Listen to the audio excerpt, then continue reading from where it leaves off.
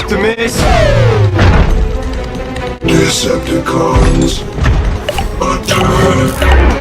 Soundwave is definitely one of the most standout Decepticon in the Bumblebee movie from the Cybertronian battle scene. This design of Soundwave was so loved by the fan because it took inspiration directly from the G1's counterpart of Soundwave and blend that in with live action features. And not only Soundwave but also many of his minions from G1 would also made into the Buddy series line.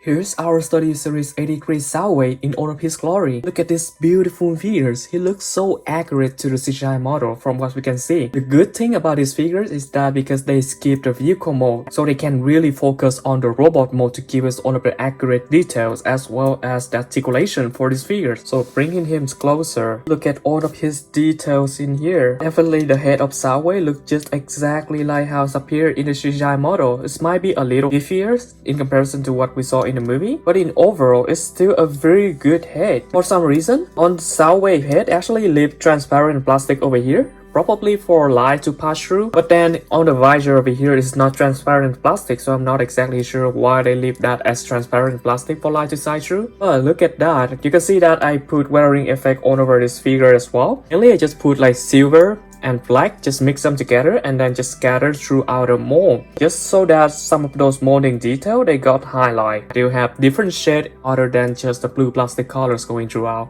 But in overall they looks really nice. Here's the size of the figures. You can see that especially on the panels with only the white colors, like on the arms and the legs. I definitely really like how the highlight turned out because those highlight basically just black colors detailings going throughout. And you can see that they fill inside the gap or fill inside the crack that we have inside the mold, and it just make everything out pop. Very easy to do but very effective going throughout all of those regions as well. So they're really similar. These over here they actually don't get scratched off that easily, so once the pen stay, they pretty much stay there. The paneling highlight is very similar on both of the arm and the legs. You can also see a little dirtiness of that on to the chest region of Soundwave as well, where we can actually kind of see the inside of him. And of course, because these figures can open inside, I didn't do any weathering effect inside because it's not really a purpose of display, so everything in here is very clean.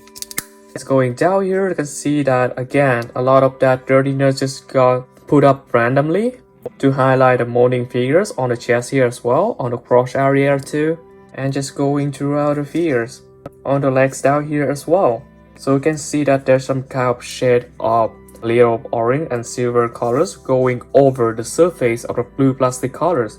Although it's pretty simple, but I think it's pretty effective in highlighting some of the molding details in here. Look at this back of the leg. This robot mode for Soundwave is so clean. It's really worth it that they satisfies the vehicle mode because we didn't even see the vehicle mode in the movie anyway. And it can truly focus on the robot mode and make this shine perfectly. Look at this gun as well on the shoulder gun. I also put a little highlight details on it. Really hard to see on here, but it's there.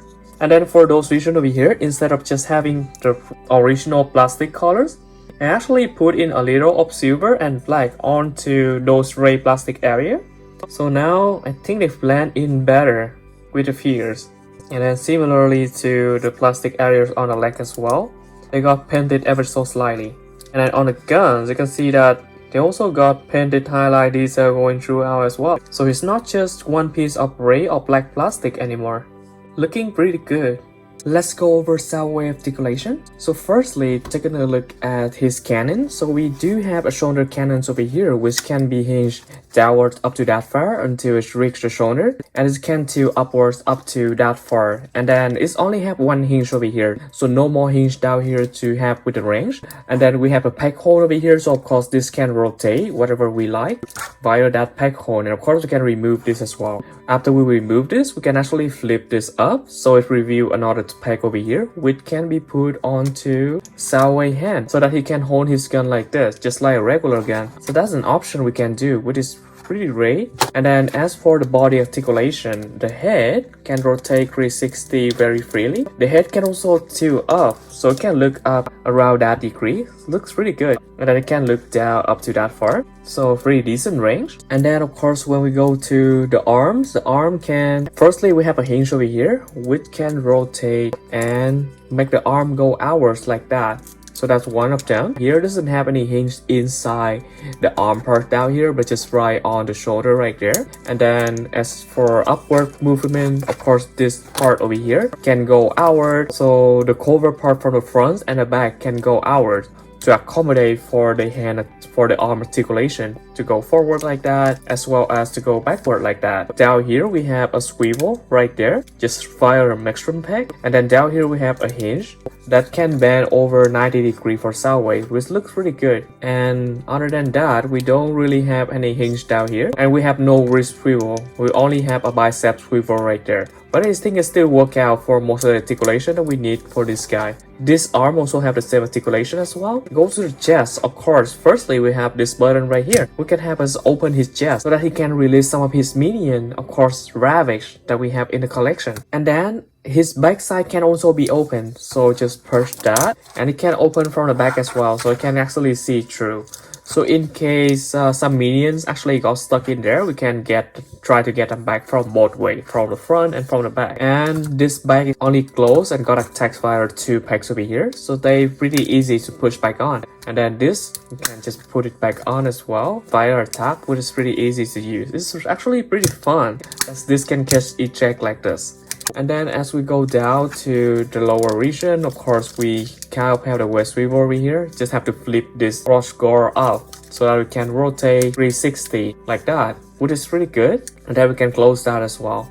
It doesn't have any ab crunch, but of course it can crunch via the leg joints over here. So firstly, go to the legs. It can make a 180-degree bend like this. And then the joints feel really good. They own friction joint, but the friction is pretty good. They own very tight. And then down here we have swivel on both of the leg, just via the mushroom peg over there. Swivel. Below the swivel joint we have this knee joint over here. It's actually a double knee joint. So firstly, you see that this lower knee can bend like that, and then from this joint over here it can bend again, so that we have a double knee joint right there, which is really good. It can bend over 90 degrees, and same articulation to this leg over here as well. And as we go down to the feet have a lot of articulation, so you can see that of course it can rotate 360 degrees, and then it can tilt forward like that quite a lot, and it can tilt backward quite a little bit as well. Really good range articulation. And of course, look at this, it has superb articulation for the ankle tilt. It can tilt mostly inward like that, but it can also tilt outwards a little. So this guy is packed with articulation. His articulation is actually way better than Shockwave. He's a very posable figures and very enjoyable figures to work with. Here's how Studio Series 83 Soundwave scale with the trumpeter Bumblebee as well as the bi-way Optimus ramp. Soundwave also scale very well with his fellow Decepticon, including Shatters, Decepticon Shockwave, and Ravage. Studio Series 65 Flip Swing, Studio Series 89 Thundercracker, the bi-way KO Skirt. And here's how Soundwave scale with the whole Autobots and Massimo's team for the Bumblebee movie and Rise of Beast movie.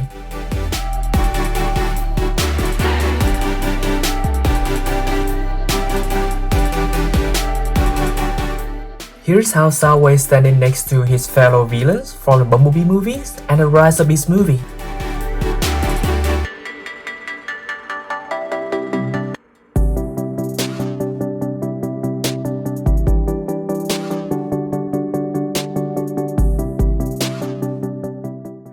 And here's how Soundwave standing next to the Bumblebee movie and the Rise of Beast movie Transformer cast from my collection. Soundwave scale really well with most of the characters, but especially the Decepticon for the Bumblebee movie.